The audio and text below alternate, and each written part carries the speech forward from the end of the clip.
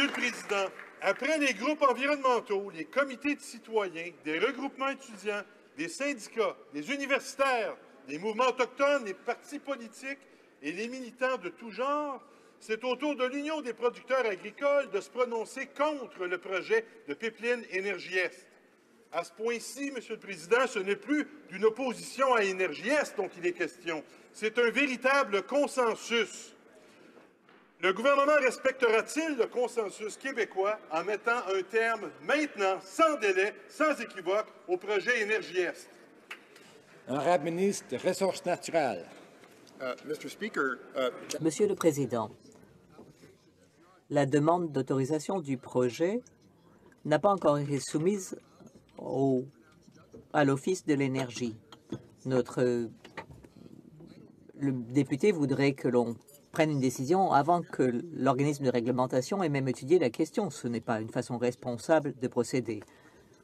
Nous allons, quant à nous, avoir un processus prévisible avec consultation des Autochtones.